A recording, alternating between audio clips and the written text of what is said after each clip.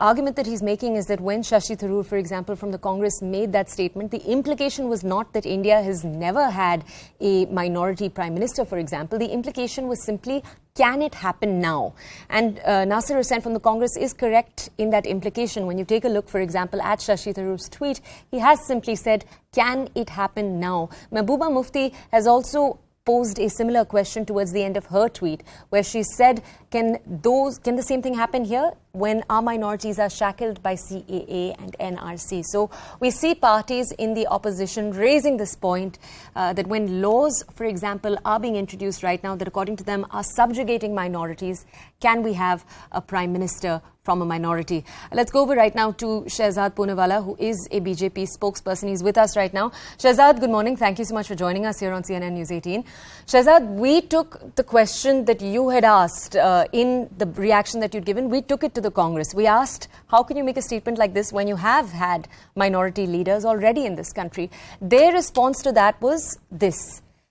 The question is of right now. They argued that Shashi Tharoor, even in his tweet, was only saying that this won't be possible in the current climate. To that, Shehzad, what do you have to say? You know, it's very rich of the Congress party, which has given this country Hashimpura, Bhagalpur, Meerut, Malyana, Ahmedabad, Jalgaon, Delhi, Mumbai and Delhi riots. In fact, pogroms, which led to the killing of thousands of people of the minority community, to lecture others about minority rights. Today, you have a situation where there is no institutional discrimination against any minority, whether it's in the Ujjwala scheme or whether it's in the Shauchalaya scheme.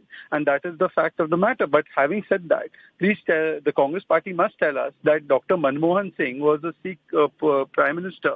Did they not consider him to be a Sikh, or did they not consider him to be a prime minister? And that was just 10 years ago.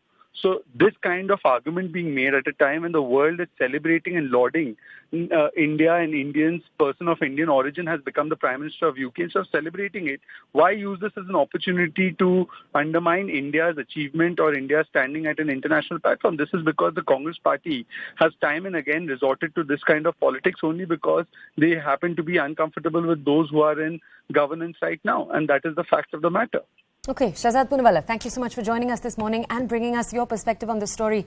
We've heard already right now from the BJP and from the Congress in this story over the last few minutes. We'll try to take some of those questions that you just heard the BJP make back over to the Congress when we are able to speak to them next. A controversy erupting around not just the British Prime Minister's election, as we're seeing, and his appointment, but also now around his origins. Questions being asked by the opposition about whether or not that would be possible in the current climate we have in our country, and the response coming in from the BJP that it's already been done.